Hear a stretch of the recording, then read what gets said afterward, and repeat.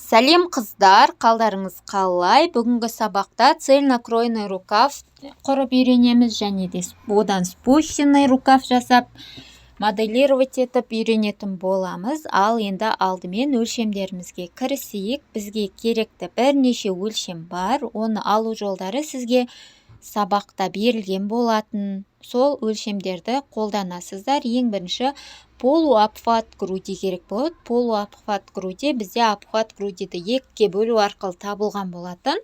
Мен өз өлшемімді жаздым. Одан кейінгі керекті өлшем полуобхват бедер, яғни бөксе айналымы керек болады. Одан кейін полуобхват шеи, мойын айналымының жарты өлшемі керек болады бізге. Жазып аламыз барлығын. Мен өзімнің өлшемдерімді жазып жатырмын. Сіздер де өздеріңіздің өлшемдеріңізді алып жазыңыздар. Келесі керекті өлшем бізде ВПР. Мен өз өлшемімді жаздым. Қалай есептелінетіні, қалай өлшенетіні видеодан жақсылап қарап алыңыздар. Длина плеч керек болады, яғни иықтың ұзындығы, или ширина плеч деп те айтсақ болады. Иықты өлшейміз, сол аралық бізге керек. Длина рукава керек болады. Содан кейін обхват запястье керек болады. Обхват запястьен қалай өлшеу барлығы, яғни өлшем алу сабағын тағы да бір қарап шығуға кеңес берем. Егерде қалайнан алынатынын ұмытып қалып жатсаңыздар, длина изделия керек бізге. Және де сіздерге берілмеген, айтылмаған тағы бір өлшем, длина талии спины деген өлшем керек болады. Оны қалай алу туралы мен сіздерге қазір көрсетіп өтетін боламын. Дәл сол видеодағыдай қарап өлшем алатын боласыздар. Ал енді длина талии спины өлшеу үшін, ДТС-ті өлшеу үшін баланың беліне жақсылап тура белін осындай жіппен алып байлайтын боламыз.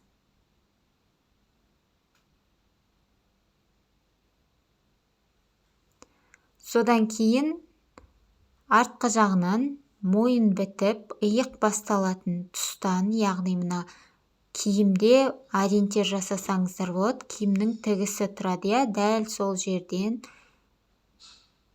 осылайша белге дейінгі аралықты ылшеп аламыз. Бұл кезде де балаңыз әдеттегіден тыс тіп-тіке немесе еңкейіп, тоңқайып тұрмау керек. Как обычно, ылғи қалай жүреді, дәл сол күйде осылайша өлшеп аламыз. Ал енді сызу сабағына кеттік. Керекті өлшемдердің бәрін алып болғаннан кейін, міне бар жоғы бізге осы өлшемдер қажет болады. Енді алдымен есептеулерін жүргізтіп алатын боламыз. Мен айтқандай топ-тура дәл осылай жазып отырып, мынау қайдан шықты, А1 нүктесі қайсысы, А нүктесі қайсысы демей, алдымен қажетті есептеулерді жүргізіп алайық. Яғни А1 тең полуобхват шеи бөлінген 6 деп есептейміз. 17-ні 6-ға бөліп, мен жуықтап алғанда 3 деп жазып қоямын. Енді келесі екінші есептеуіміз АГ тең ВПР плюс прибавка деп жазамыз. Бұл жерде ВПР бізде өзімізге берілген сан, прибавка енді берілетін қосымша, яғни қолтық ойындысын түсірейін деп жатырмыз ғой. Қанша сантиметрге түсіреміз дегенді қараймыз бала үшін. Жалпы прибавка 3-тен 7-ге дейінгі аралық тауға болады. Бала үшін 3-тен басталады, ал үлкендер үшін максимум 7 сантиметрге төмен түсірсеңіздер болады. Яғни мен 4 сантиметрге төмендетіп түсіретін болам. ВПР-ға 16-ға мен қосамын 4 сантиметрді орташа мәнді алып 4 сантиметр деп түсіретін болам. Сіздер енді өздеріңіз қалаған санға түсіресіздер. Келесі үшіншісі АТ тең ДТС, яғни ДТС қалай өлшенетінін білесіздер, мәнін жазамыз. Менде 34, сіздердікі енді өз өлшемдеріңіз, әрине 4-шісін жазамыз. ТБ тең ДТС көбейтілген 0,145 бол дегеніміз талиядан төмен қарай Б, яғни бедроны табатын боламыз. Арнайы формуламен осылайша өте оңай тауып қоюыңызға болады. Енді келесісі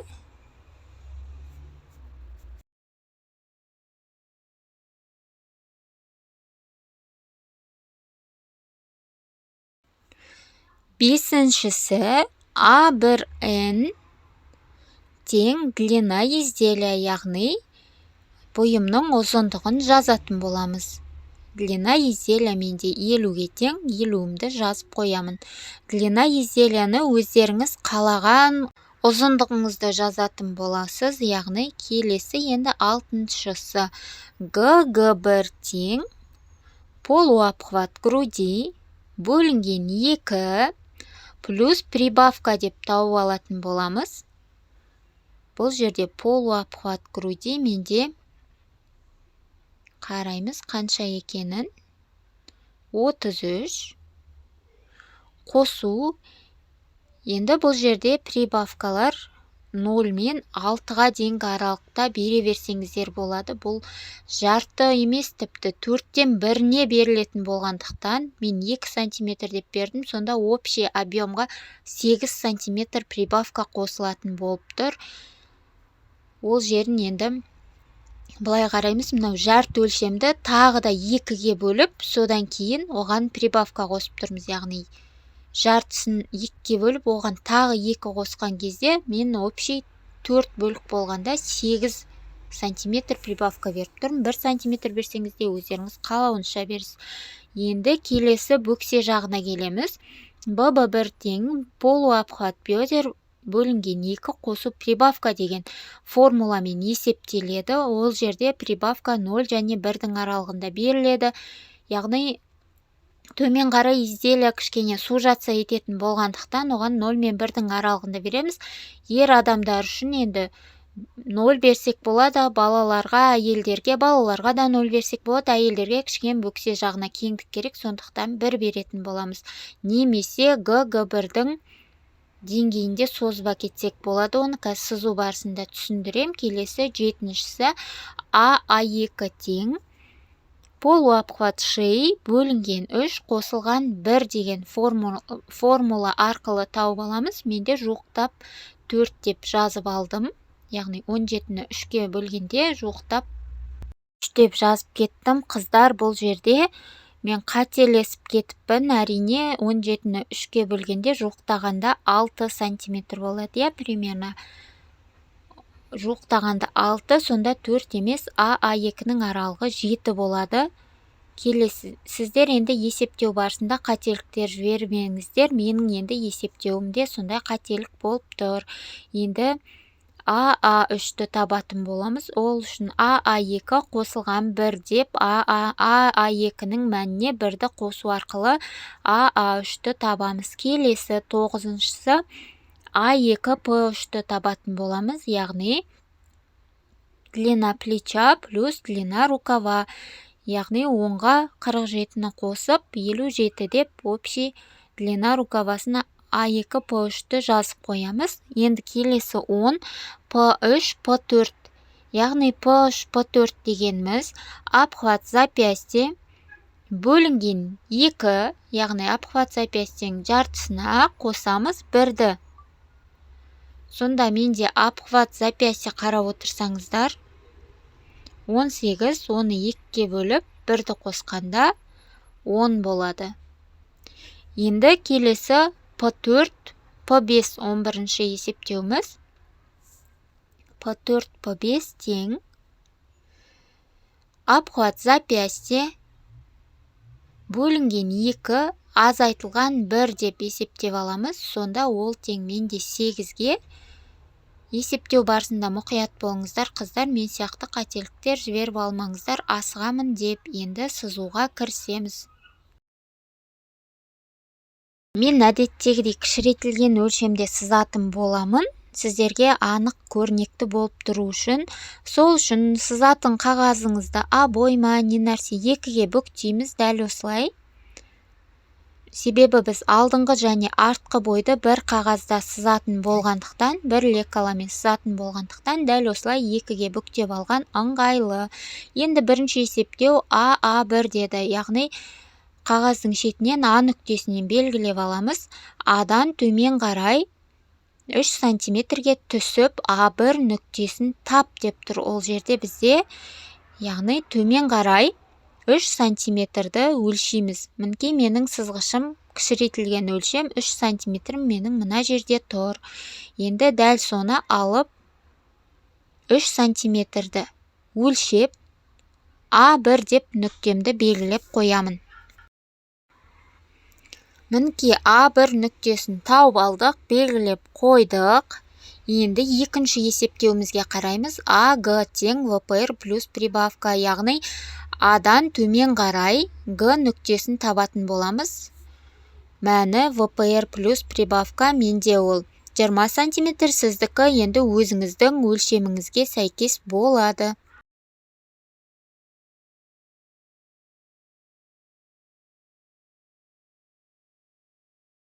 Дәл осылай Г нүктесінен бір сызық жүргізіп, түзумен сызып қоямыз. Осындай бір түзуді жүргізіп аламыз. Келесі енді есептеуімізге қараймыз. АТ тең ДТС дейді. Яғни А нүктесінен төмен қарай талияны тауып алатын боламыз. Оның өлшемі ДТС-ке тең.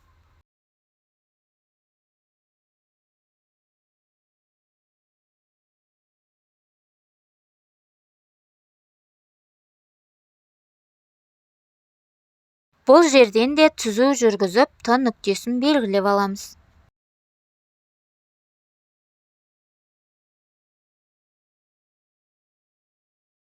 Енді келесі есебімізге көшеміз. Яғни Т-дан төмен қарай Б нүктесін табатын боламыз. Ол үшін ДТС көбейту 0,145 деген формуланы қолдана отырып, менде 15,3 дәл сол жерде баланың бөксесі орналасады деген сөз. Б нүктесін тауып, одан да түзу жүргізіп қоямыз.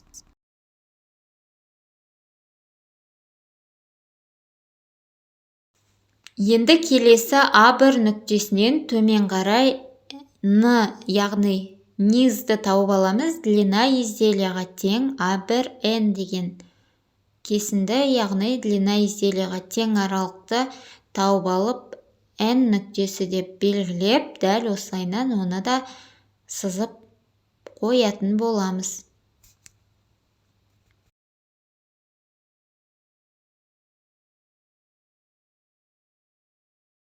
Одан кейін келесі, яғни Г1 тең полуобхват груди бөлінген 2 деп уже киімнің кеңдігін анықтай бастаймыз.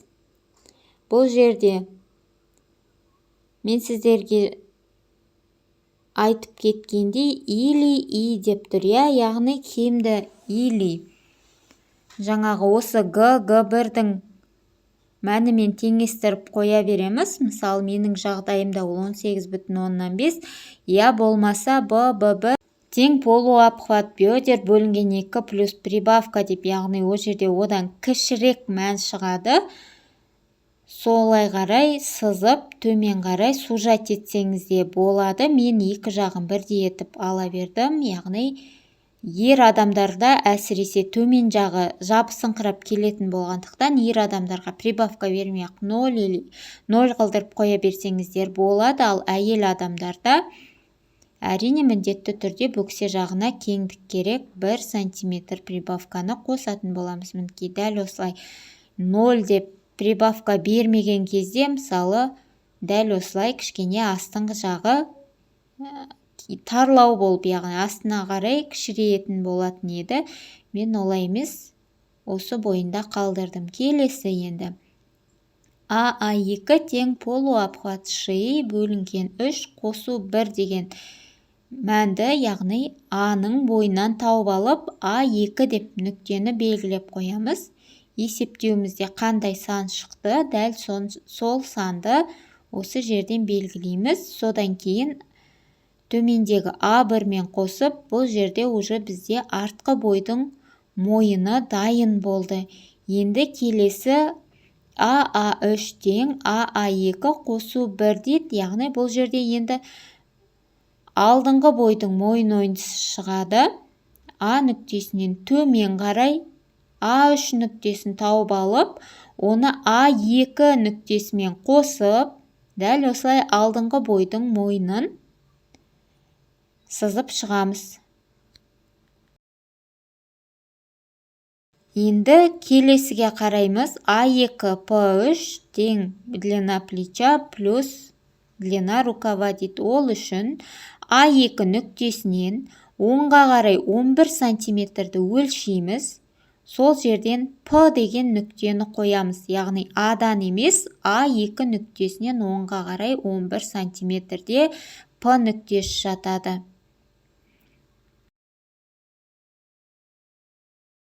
А2 П-ның аралығы 11 сантиметр болу керек. Енді П-дан төмен қарай 2 немесе 2,5 сантиметр төмен түсіреміз.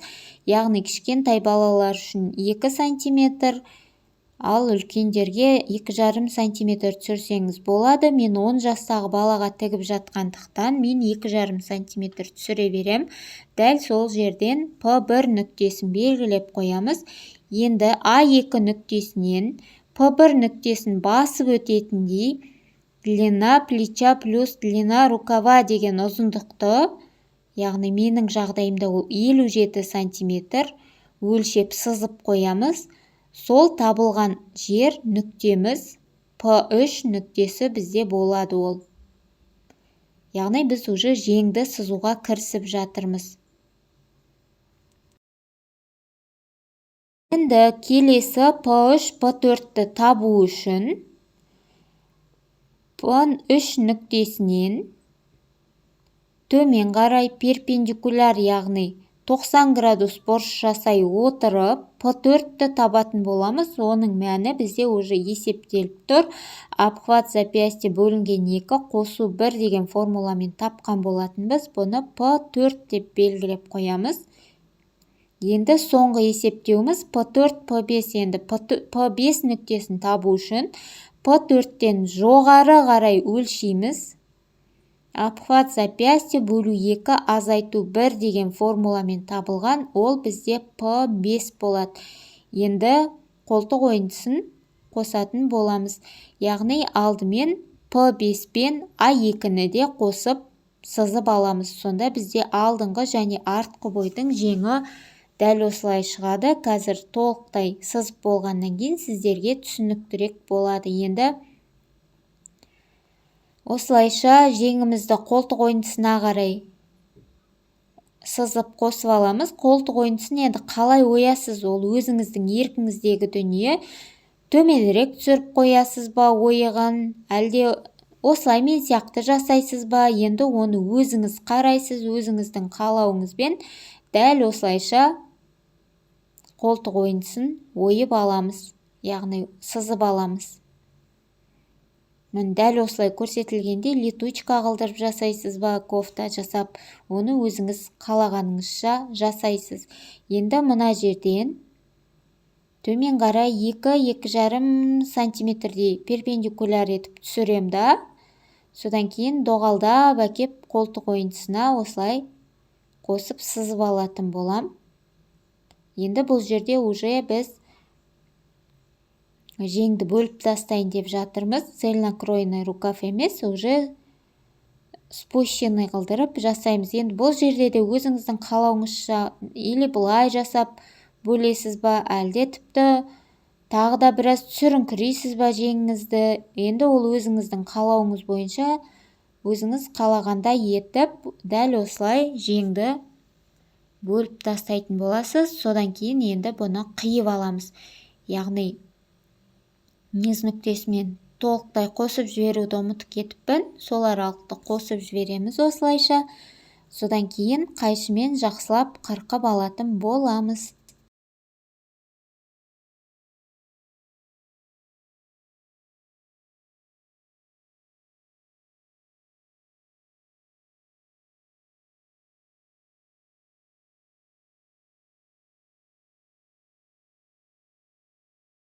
Дәл осылай айналдырып қиып шығамыз. Артқы бойдың мойын ойындысын ойып алуды ұмытпаймыз. Жеңді де кесіп алып тастаймыз. Алдыңғы және артқы бойды 2-ге бөлеміз. Яғни астындағы артқы бой, үстіндегі алдыңғы бой. Алдыңғы бойдағы артық сызықтың барлығын кесіп тастаймыз. Енді мынау алды деген, значит, алдыңғы бойға жалғанатын жең, арты деген артқы бойға, ал үстінде тұрған сызығы ол артқы бойдың сызығы болатын, оны бастырып, дәл осылай жеңді жабыстырып тастайтын боламыз. Сонда біздің лекаламыз дап-дайын болды. Жаңа айтып кеткенімдей, иығының қаншалықты спущенный болуын өзіңіз таңдайсыз. Сондықтан лекала сызып отырғанда әртүрлі варианттарын көрсеңіздер болады. Сонымен лекала сызу сабағымыз аяқталды. Келесі сабақтарымызда модельдеп уже киімнен колорблок қылдырып пішіп тігетін боламыз. Сұрақтарыңыз болса, жекемнен сұрарсыңыздар. Келесі сабақтарда кездескенше сау болыңыз.